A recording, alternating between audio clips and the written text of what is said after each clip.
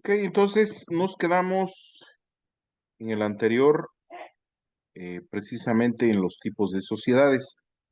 Entonces decimos que la sociedad mercantil es una persona jurídica distinta de la de sus socios con atributos de personalidad específicos de la persona moral, es decir, un nombre a través de una razón o denominación social, un patrimonio conformado por las aportaciones de los socios y una nacionalidad mexicana o extranjera.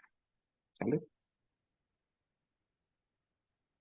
Entonces son sociedades extranjeras, aquellas que se constituyen conforme a las leyes de su propio país y tienen allí su domicilio legal para ejercer actos de comercio. En México deberán obtener el permiso de la Secretaría de Relaciones Exteriores, cumpliendo los requisitos de ingreso y legal estancia, así como de la Secretaría de Gobernación, al inscribir sus documentos de personalidad y constitutivos en el Registro Público de Comercio, conforme al artículo 15, perdón, del Código de Comercio.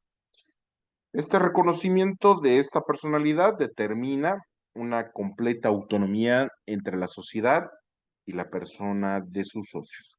Por lo tanto, los acreedores particulares de un socio podrán, mientras dura la sociedad, cobrar sus créditos sobre el patrimonio de la sociedad, sino solamente sobre las utilidades correspondientes a estados financieros, una vez disuelta la sociedad, sobre la cuota o porción a que dicho socio le correspondía en liquidación. Entonces tenemos que las sociedades legalmente constituidas en el extranjero, que se establezcan en la República Mexicana, eh, perdón, se me fue la onda con los mensajes. Las sociedades legalmente constituidas en el extranjero que se establezcan en la República Mexicana o tengan en ella alguna agencia o sucursal podrán ejercer el comercio sujetándose a las prescripciones especiales de dicho código en con lo concerniente a la creación de sus establecimientos dentro del territorio nacional y a la jurisdicción de los tribunales de la nación. ¿Sale?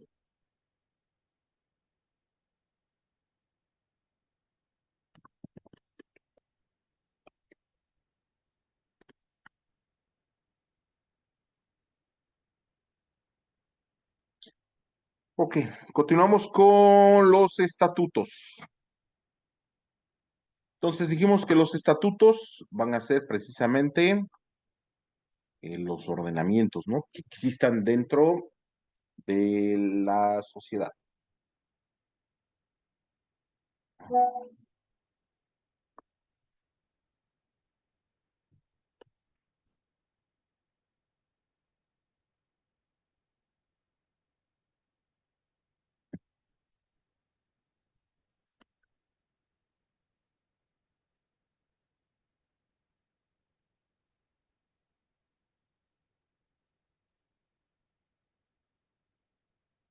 Ok. Entonces, los estatutos constituyen la ley suprema de la sociedad mercantil y sirven para regular su estructura, la organización y funcionamiento de los órganos sociales y de sus propios socios.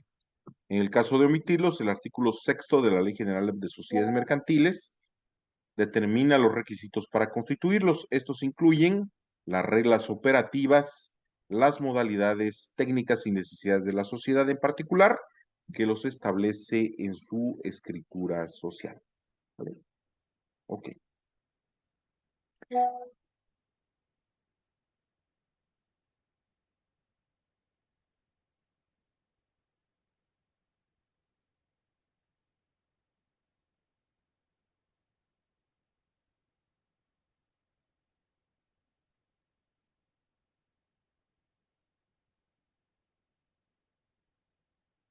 Bueno.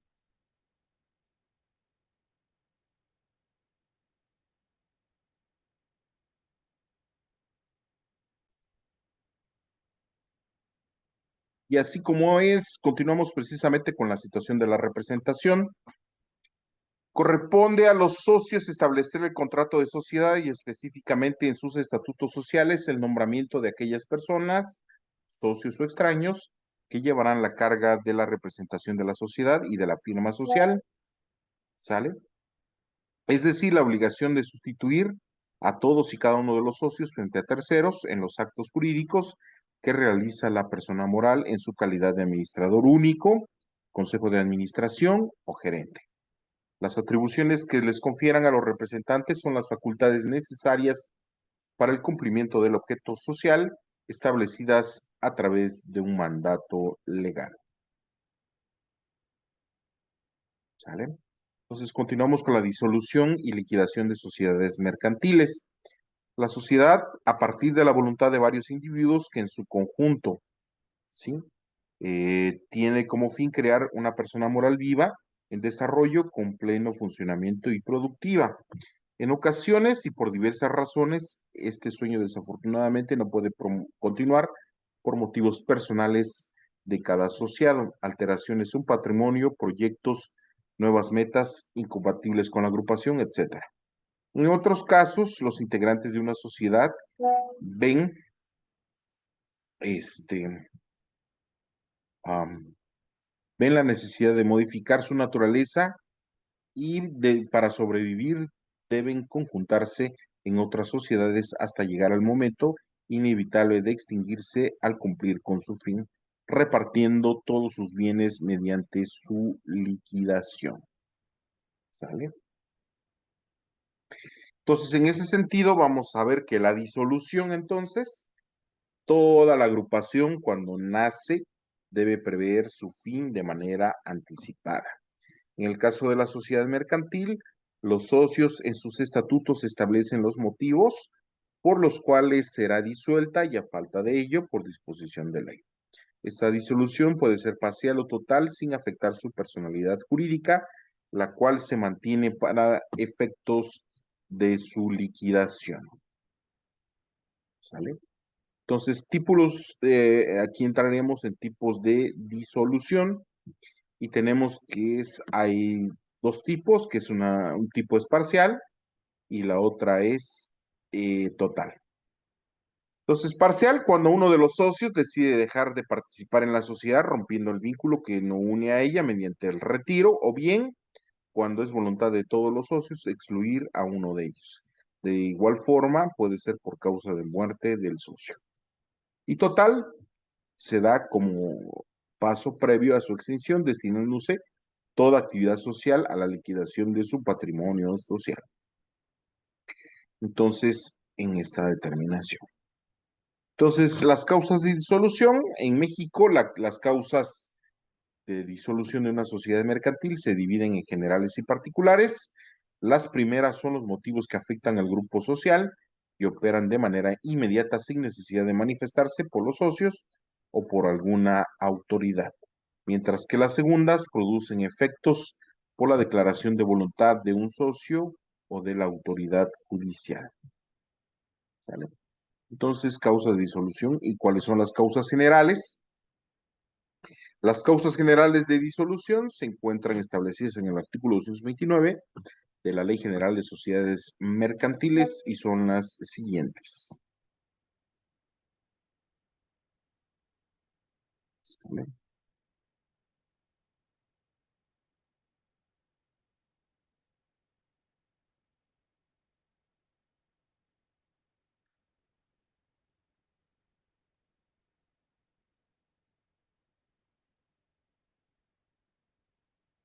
Abogado, ser abogado litigante es una gran tarea ardua en favor del derecho. Entonces, tengo que responder a estos muchachos, si no, no salen de la cárcel. Ok. Entonces, continuamos. Precisamente estamos en las causas generales, ¿no? Entonces, estamos hablando de las causas generales de disolución y se encuentran establecidas en el artículo 229 de la Ley General de Sociedades Mercantiles y son las siguientes. Vamos a compartir.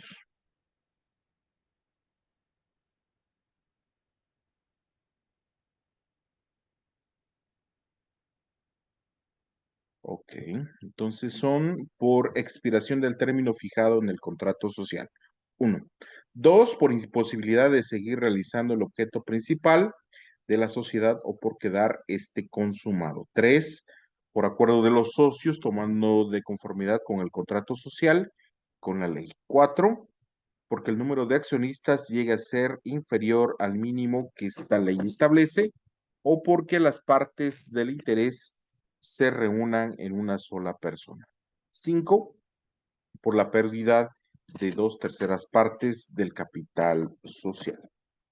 Entonces, cabe aclarar que los socios no pueden acordar una prórroga para la duración de la sociedad, pero sí pueden pactar sobre su modificación antes de la fecha pactada. Asimismo, el artículo 6, fracción decimosegunda de la Ley General de Sociedades Mercantiles establece en escritura constitutiva o el contrato social pueden consignar de la sociedad su insuficiente no permite el desarrollo de las actividades que constituyen su objeto, como tampoco permite contar con los medios económicos para su explotación. Otra causa no mencionada específicamente en la Ley General de Sociedades Mercantiles es la quiebra o concurso mercantil. Es una obligación de los socios inscribir en el registro público de comercio a fin de informar a terceros sobre esta disolución. ¿Sale? Ok. Entonces, dentro de las causas particulares de disolución son aplicables exclusivamente a las sociedades en nombre colectivo, comandita simple y por acciones que son reguladas por el artículo 230 de la Ley General de Sociedades Mercantiles. La sociedad en nombre colectivo se disolverá, salvo pacto en contrario, por la muerte, incapacidad, exclusión o retiro de alguno de los socios o por contrato social se rescinda respecto a uno de ellos.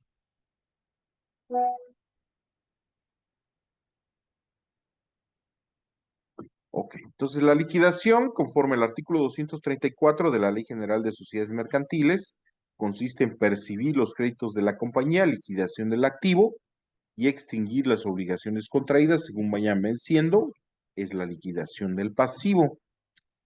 Busca pues la extinción completa de la sociedad mercantil, tiene por objeto concluir las operaciones sociales pendientes, cobrar lo que sea deuda a la sociedad, pagar para lo que ella deba, vender los bienes de los socios y practicar el reparto del patrimonio social entre los socios.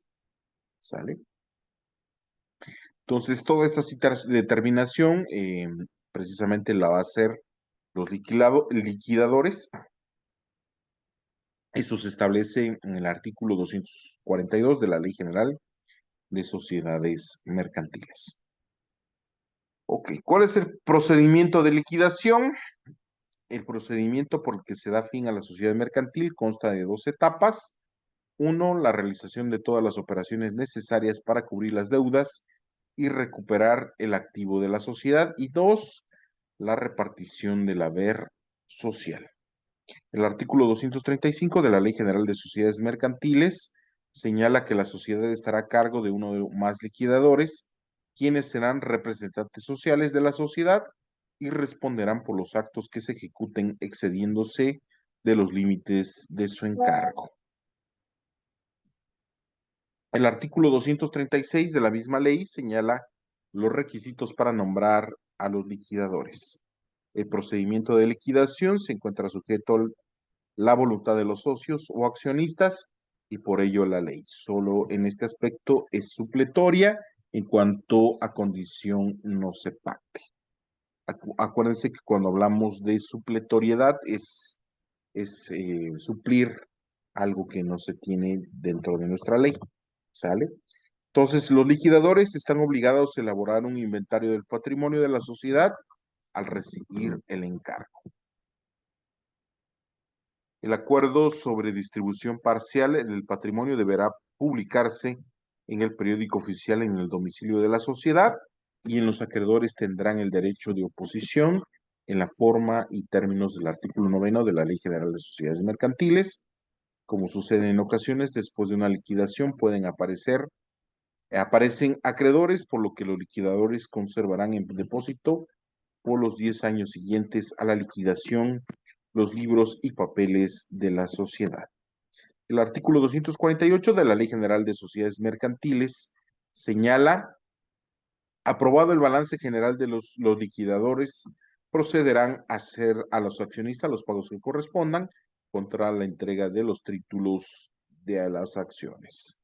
Con lo cual se concluye la segunda etapa denominada entrega del haber social, finalizando con ello la etapa de liquidación. Y con eso se da por terminada a la sociedad. Entonces,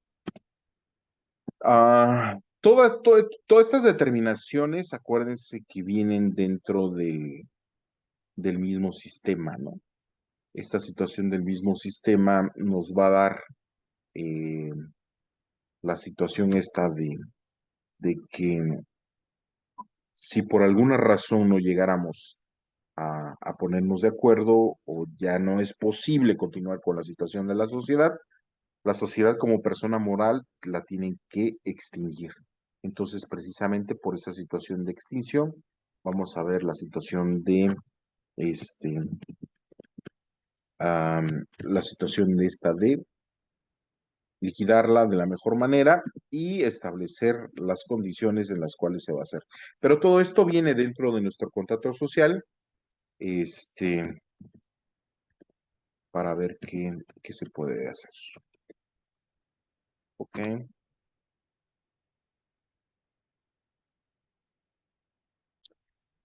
Continuamos con fusión, transformación de las sociedades mercantiles.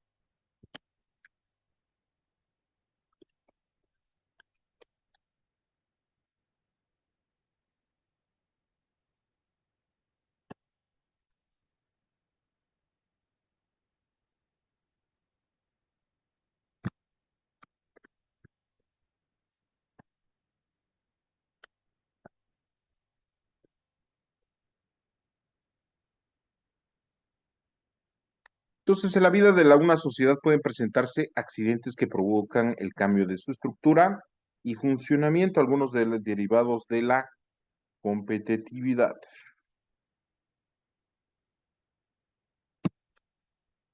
y otros determinados por la fluctuación en la economía mundial que lleva a la extinción de las pequeñas empresas que no pueden seguir en el paso acelerado de la globalización y la exigencia de la permanencia en el mercado.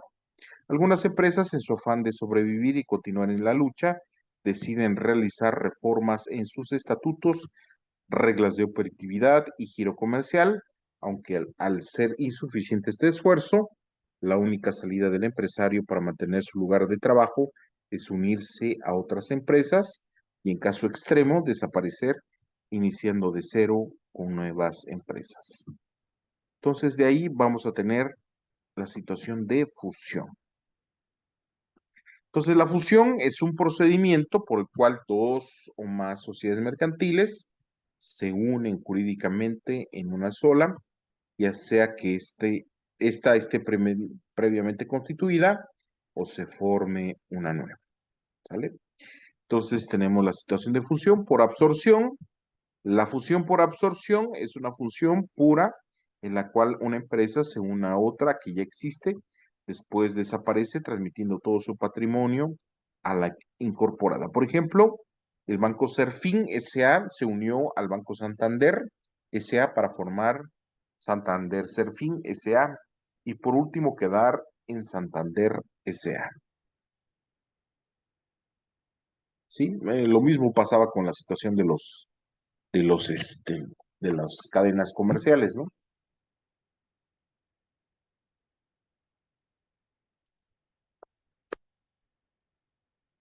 No sé si se acuerdan de la cadena comercial esta de Gigante. Gigante fue comprado por el grupo Soriana, ¿no? Entonces todos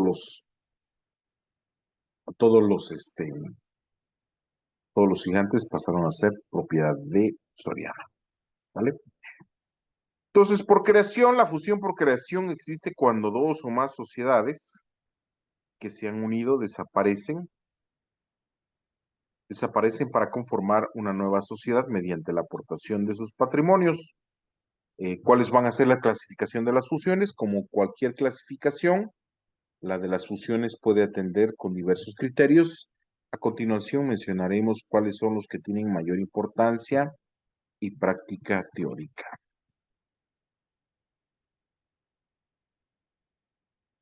Vamos a transmitir.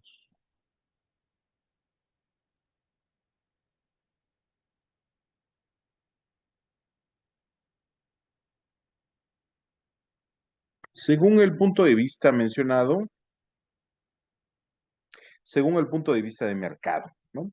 Según el punto de vista mencionado, las fusiones pueden ser de tres tipos, a saber, horizontales son las que se dan entre dos o más empresas del mismo giro con una jerarquía del mismo nivel. Dos, verticales son las que se dan entre empresas que teniendo el mismo giro tienen niveles jerárquicos diferentes. Tres, se dan entre grupos de sociedades mercantiles que no tienen relación directa con su empresa. Según su forma de asociarse, este criterio de clasificación se desprende de las formas ya mencionadas que se pueden adoptar. La fusión, así tenemos que puede ser, uno, por integración, son las funciones que se crean una nueva sociedad, cancelando el registro de las anteriores. Y dos, incorporación o absorción, por lo que otra se crea con un nuevo ente, sino que uno forma parte del otro. Según las causas de fusión, para explicar este concepto, seguiremos a Joaquín Rodríguez, que nos dice que las causas que pueden inducir a las empresas a la fusión, uno, de orden económico, cuando se intenta suprimir la concurrencia. Dos, técnicas, cuando se trata de complementar las actividades de ciertas empresas. Tres, financieras, que dependen de la entidad de capitales e intereses. Y cuatro, las legales, que son resultados de una fusión efectuada por la disposición de la ley. ¿Bien? Entonces, en esa determinación nosotros tenemos que precisamente esta situación de fusión va a ser precisamente para poder complementar, ¿no?, la estructura de la empresa. Entonces, ¿cuáles van a ser sus efectos? En referencia al inicio de los efectos de la fusión, se tiene como regla general que surtirán sus efectos después de 3 meses, plazo establecido por el legislador con el fin de que los terceros relacionados con las sociedades ejecuten las acciones procesales conducentes de la inscripción en el registro público de comercio, pero se establecen ciertas excepciones que son el pacto de pago de todas las deudas de las sociedades que pretendan fusionarse, si se constituye el depósito de su importe en una institución de crédito o constare el consentimiento de todos los acreedores. Si se da cualquiera de las excepciones mencionadas, la función comenzará a surtir sus efectos al momento de su inscripción en el registro público de comercio. Incluso el Poder Judicial Federal se ha pronunciado en ese sentido. ¿Sale?